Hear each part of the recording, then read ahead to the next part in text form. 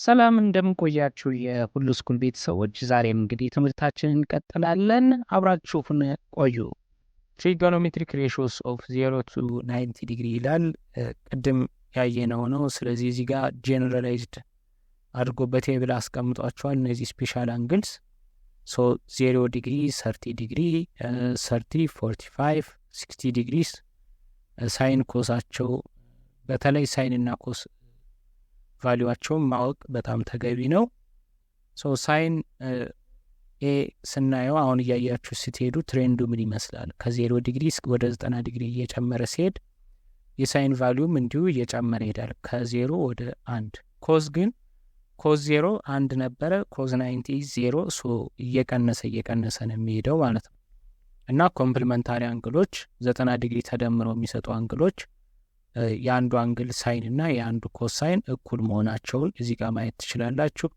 አሁን ለምሳሌ ሳይን 30 is 1/2 ኮስ 60 is 1/2። ስለዚህ ሳይን 30 is equal to ኮስ 60 30 እና 60 ተደምረው 90 ስለሚሰጡ ማለት ነው። ያው ማየት ይቻላል ማለት ነው። ታን ቫሊዩ ደግሞ ሳይን እና ሳይን ኦቨር ኮዝ አድርገን መስራት እንችላለን፣ ማግኘት እንችላለን። የታን ጉዳይ ችግር የለውም፣ አስልታ የምናመጣው ነገር።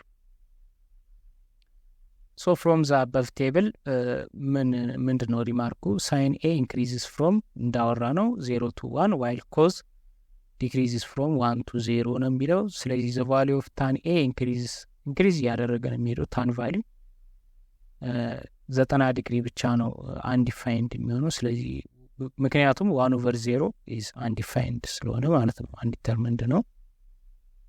ስለዚህ ኢንክሪዝ ያደርጋል። የታን ቫሊዩ በጣም ትልቅ መሆን ይችላል፣ ከአንድ በላይ መሆን ይችላል፣ ብዙ ቁጥር መሆን ይችላል። በኋላ ቴብል ላይ የምናየው ነገር ነው ማለት ነው።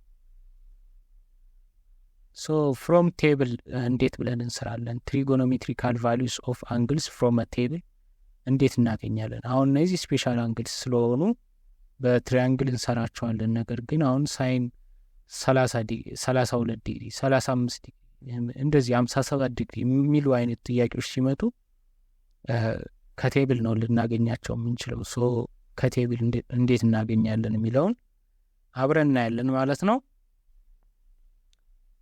ዩዚንግ ትሪጎኖሜትሪክ ቴብል ለምሳሌ ኤግዛምፕል እንዴት ነው የሚለው? ፋይንድ ዘ ቫሊዩ ኦፍ ኢች ኦፍ ዘ ፎሎዊንግ ሳይን 18 ኮስ 37 ታን 70 የሚለውን እናያለን ማለት ነው። እንዴት ነው እነዚህን የምናገኛቸው? እንዴት ነው የምናገኘው? ቴብል አለ። እሱ ቴብል ላይ ኢንተርሴክሽን ኦፍ ሮ ኤንድ ኮለም ኦፍ ዘ አበቭ ቱ ስቴፕስ ይህ ትሪጎኖሜትሪክ ቫሊዩ ነው የሚለው። ይህንን ቴብሉ ላይ እናያለን። ለምሳሌ ኮዝ ትሪጎኖሜትሪክ ቴብላችሁ ይሄው ይህን ይመስላል። ስለዚህ ሳይን ኮዝ ታን ቫሊዩዋቸው በሬድ ያሉት ከ0 እስከ 45 ዲግሪ ያሉት ናቸው ማለት ነው እነዚህ ምናያቸው። ስለዚህ ኮለም ኤንድ ሮ አለው። ሳይን 0 is 0፣ ኮዝ 0 is 1፣ ታን 0 is 0 እያለ ማለት ነው። ከዛ እንደዚህ እያልን መውረድ እንችላለን። ስለዚህ መጨረሻ ላይ 45 ዲግሪ ድረስ ነው እነዚህ የሚሰሩት። ከዛ ከታች ወደ ላይ ደግሞ ኮዝ ሳይን እና ታን የሚል ነገር ቁጥር አለ። ይሄ ደግሞ በራይት ሳይድ ያሉት 45 ዲግሪ እስከ 90 ዲግሪ ላሉት አንግሎች ነው የሚሰራው ማለት ነው። ስለዚህ እስከ 45 ላሉ አንግሎች ከላይ ጀምረን ወደ ታች እናገኛለን። ከ45 በኋላ ያሉ አንግሎች ደግሞ በታች በኩል ካሉ ኮዝ ሳይን እና ታን ቫሊዎች እንሄዳለን ማለት ነው። ኢትስ 18 ዲግሪ ነው የተሰጠን። ሳይን 18 ምን ማለት ነው?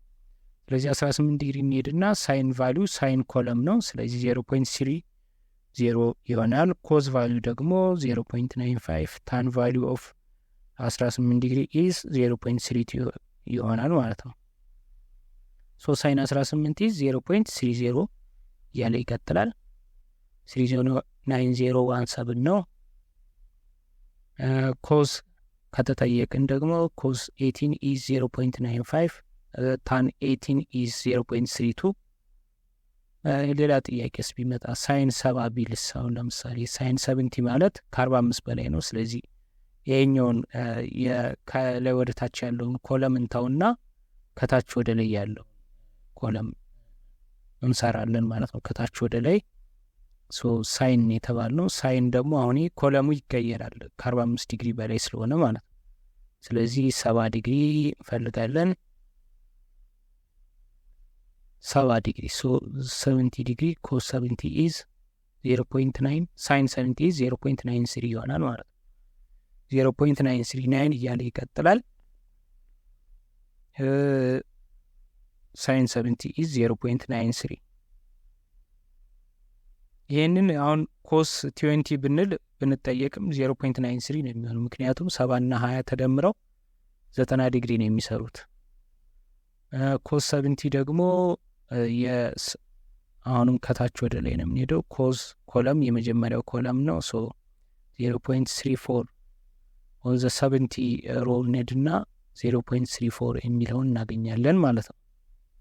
ኮስ 70 ኢዝ ኢኳል ቱ 0.34 እያለ ይቀጥላል ማለት ነው። 342 ምናምን ተወቱ። እንደዚህ እያለን መስራት እንችላለን። ኮዝ ኤንድ ሳይን ቫሊዋቸውን ማግኘት እንችላለን። ታን ቫሊዩም እንደዚሁ ማግኘት እንችላለን። ታን 70 ኢዝ ኢኳል ቱ ታን 70ም እንዲሁ በራሱ ኮለም ነው የምንሄደው። ከታች ወደ ላይ ባለው የታን ቫሊዩ ከታች በኩል ካሉት እንሄዳለን።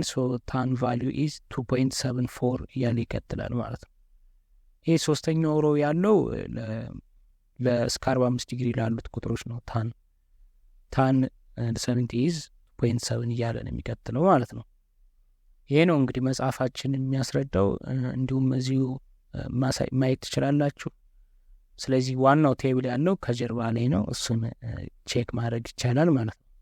ኤክሰርሳይዝ 5.6 ላይ ለምሳሌ ትንሽ ጥያቄዎችን እንይዝ። ሳይን 23 ዲግሪ፣ ኮስ 68፣ ታን 82 ዲግሪ የምንላቸው እነዚህን እስኪ ለማየት እንሞክር። ጥያቄያችን ወደ ትሪጎኖሜትሪክ ቫሊዩ ቴብሉ እንሂድና የመጽሐፋችሁ መጨረሻ ላይ ማለት ነው የተጠየቅነው ስንት ነው? ኤ ሳይን 23 ዲግሪ፣ ሳይን 23 ዲግሪ። 23 ቀጥታ ዝም ብለን ምንም የሚያጨቃጭቅ ግራ የሚያጋባ ነገር የለውም። 23 ዲግሪ እንሄድና ሳይን ኢዝ ዘ ፈርስት ኮለም፣ ስለዚህ ኢዝ ኢኳል ቱ 0.39 ያለ ይቀጥላል። 390731 ማለት ነው ኤግዛክት ቱ ቢ ኤግዛክት፣ ወይም ደግሞ 0.39 ካላችሁም በቂ ነው። ይህ ደግሞ ኮስ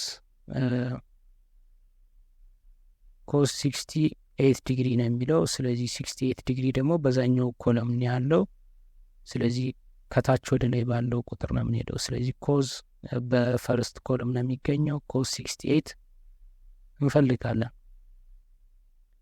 ወይም ደግሞ የሳይን 22ን ማግኘት እንችላለን። 68 ፕላስ 22 ኢዝ 90 ዲግሪ። ሳይን 22ን ካገኘን ኮዝ 68ን ማግኘት እንችላለን። ስለዚህ 0.37 ከታች ወደ ላይ ስንሄድ ኮዝ የፈርስት ኮለም ነው። ስለዚህ 0.3746 እያለ ይቀጥላል። እንዲህ እያልን ጥያቄዎችን መስራት እንችላለን። 22 እና 68 ደምረን 90 ዲግሪ ስለሚመጡ ነው።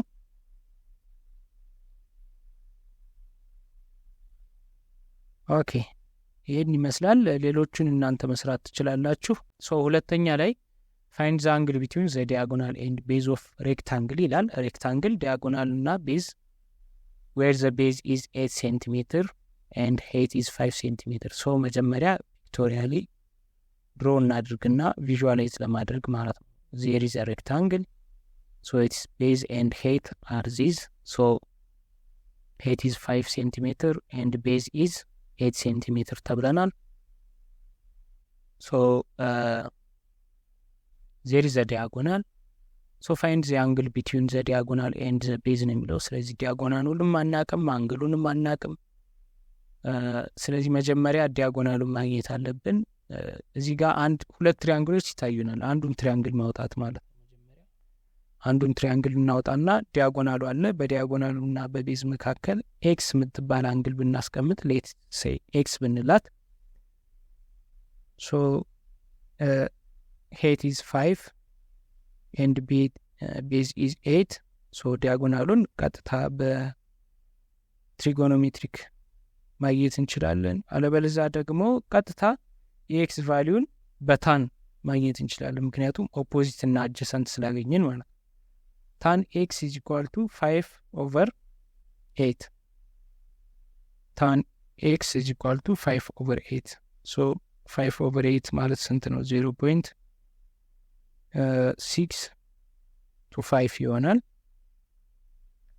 ይሄ 0.625 አፕሮክሲሜት ቱ ዘ ኒረስት ነው የሚለው። ስለዚህ ታን ቫልዩ 0.625 እንፈልግና አንግሉን ማግኘት ማለት ነው። በቃ ከቴብል ላይ ከትሪጎኖሜትሪክ ቴብል ላይ 0.625 የሆነ ወይም ደግሞ ከሱ ቅርብ የሆነ የታን ቫልዩ እንፈልጋለን። ሶ እንደዚህ ያንን ታን ኤክስ ኢዝ ኢኳል ቱ 0.65 ሶ 0.65 ወደ ታች እንወርዳለን። እየጨመረ ስለሚሄድ ታን ቫልዩ እየጨመርን ሄድና 0.624 እያለ የሚቀጥል ቁጥር እናገኛለን። ኢትስ 32 ዲግሪ ላይ ማለት ነው። 58 ሳይሆን 32 ዲግሪ ላይ ሶ ታን 32 ኢዝ 0.625 አፕሮክሲሜትሊ። ስለዚህ ዘ አንግል ቢትዊን ዲያጎናል ኤንድ ቤዝ ኢዝ 32 ዲግሪ ብለን እንመልሳለን ማለት ነው። ሶ እንግዲህ በዚህ ዩኒት 5ን በዚሁ እናጠቃልላለን። ለማንኛውም ጥያቄ ኩዌሽን ኤኒቲንግ መጠየቅ እንዳትረሱ። ሁሉ ቲዩተርስ ቴሌግራም ላይ በቀጥታ መጠየቅ ትችላላችሁ። ኮሜንት ላይ መጠየቅ ትችላላችሁ። ላይክ ኤንድ ሰብስክራይብ እንዳይረሳ። ሼር ታደርጉልን መልካም ነው። ሰላም ሁኑ።